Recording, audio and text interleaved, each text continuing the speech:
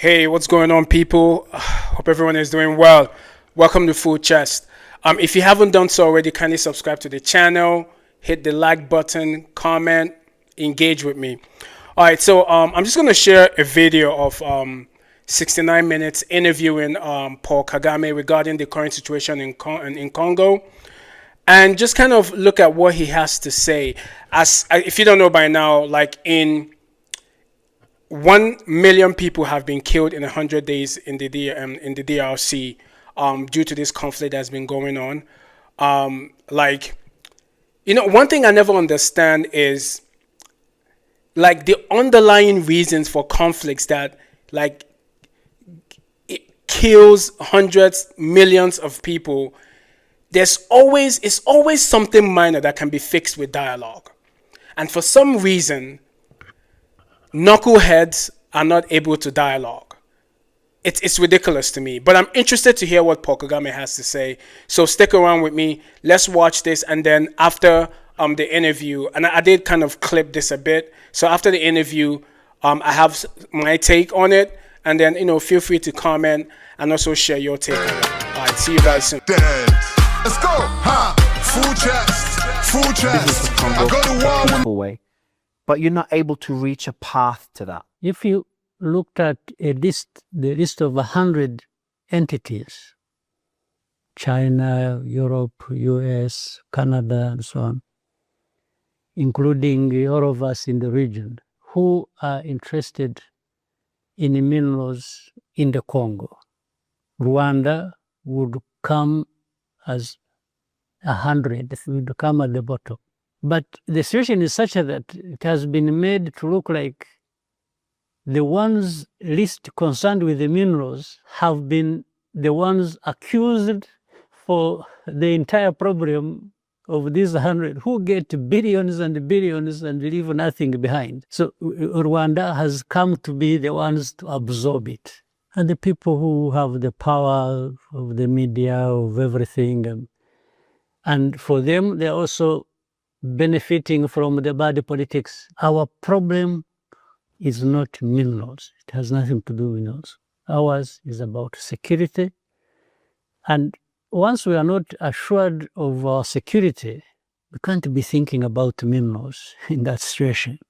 No, that would be the last thing on our minds. The second problem that combines with that, because of that history we said of the people, the Congolese of Rwandese origin, carved out by the border. The governments in Kinshasa all the time use this pretext. One, first of all, they say they want to get rid of these people. This FDLR, those who committed genocide, went to Congo 30 years ago. They work with politics and politicians. They cause them problems, but they want to cause them problems and eventually cause problems to Rwanda. Now, these are things we have discussed with everyone, whichever government that has come into Congo. So that includes Kabila, the one that you've helped get into power, and his son. And even Tshisekedi and Felix. What does Felix say? I know publicly he calls you Hitler and he says all these crazy things. I think he's genocide ideology like Do you think so? He's that extreme? I think so. He is. Have you spoken to him privately often? I have spoken to him like 100 times before these problems. Was there any common ground? Yeah, we discussed even when he became president. By the way, I don't mind how he became president. He was not elected both times. The first time he was handed over power by the Joseph. Yes, there's no question about it. The second, he just declared himself, and that was everybody's to shut up, and that's what happened.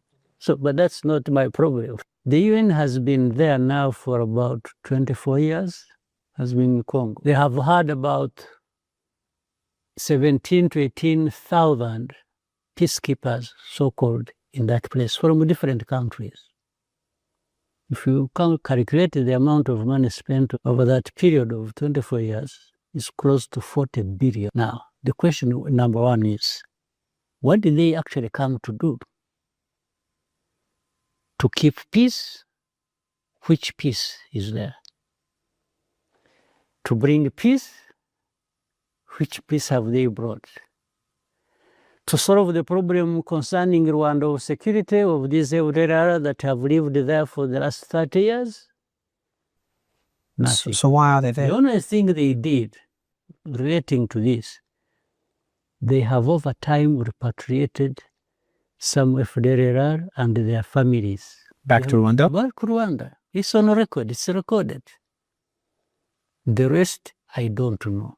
So here's my take on this whole thing, right? So in that interview, of course, PK mentions the security of Rwanda, which I mean, I concur with him, right? Every president should be concerned about the security of their nation. It's of utmost concern that you make sure that your citizens are protected. But one of the interesting things that he mentions there, he talks about the fact that, you know, the US, Europe, out of 100 people that are concerned or that might have their hands in the pot of Congo, Rwanda is like the 100th person that might be of interest. However, Rwanda is being used as the scapegoat for the atrocities that are happening in Congo. And I believe him.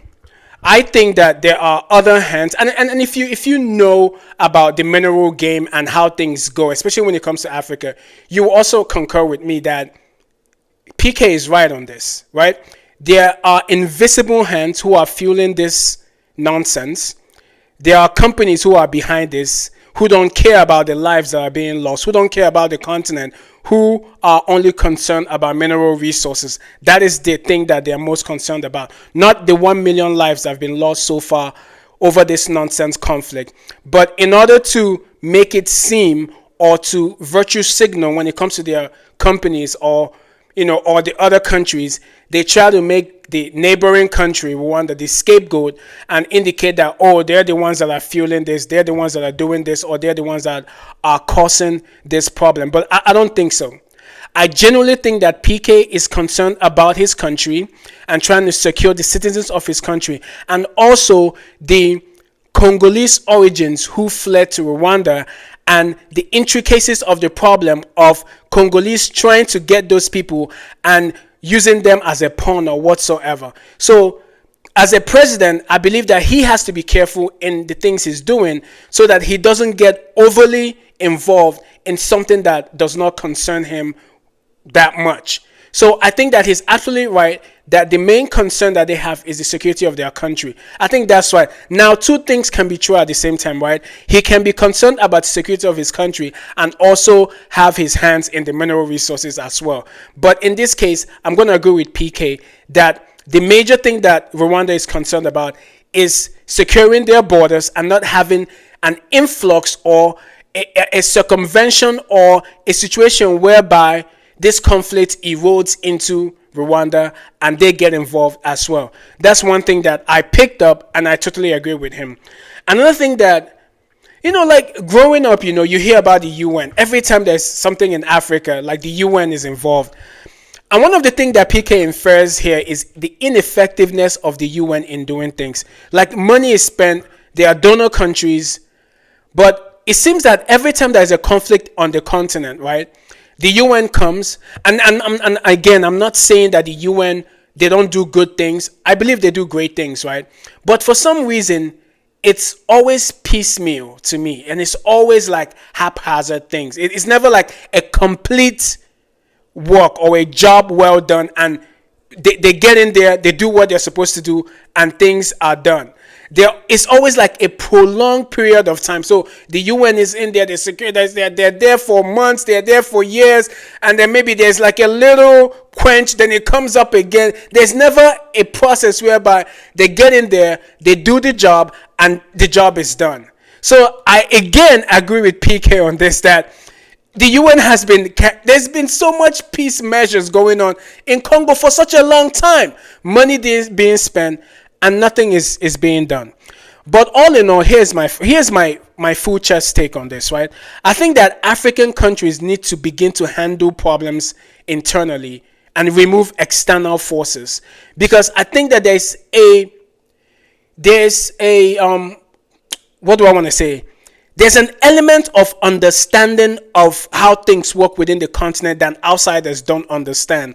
And it's time that Africans harness this understanding within themselves and have a dialogue that enhances or that is proactive and that enables some kind of ceasefire, some kind of negotiation among countries, bordering countries, that, hey, if you don't stop this, we're going to stop giving this to you. Because there has to be some interconnectedness within the continent, whether it's on trade or other things that a country can use as leverage to say, hey, Congo, you need to stop this. If this is not stopped, we're going to stop supplying this. We're going to doing this. Because at this point, Congo is no longer a country. Congo is just like a war zone for minerals. It's like everybody has their hands in there and looking for who is going to get what they're going to get without any concern for human lives, for the children, for the population, for just the citizenry. No one is concerned anymore. It's like a lost cause, right?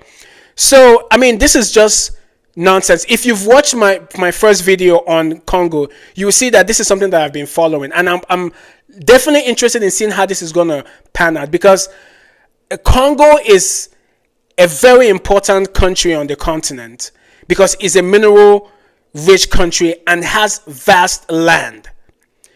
And it's going to be interesting to see how this is going to end and to see what the outcome is going to be at the end of everything. So I just hope that there's going to be a situation whereby things, get done and there is a peace negotiation or a peace arrangement so that this war or whatever this is, this invasion, this militia nonsense can stop. But let me know what you think. I mean, let me know. Is Rwanda hiding something? Is PK being dubious or whatever?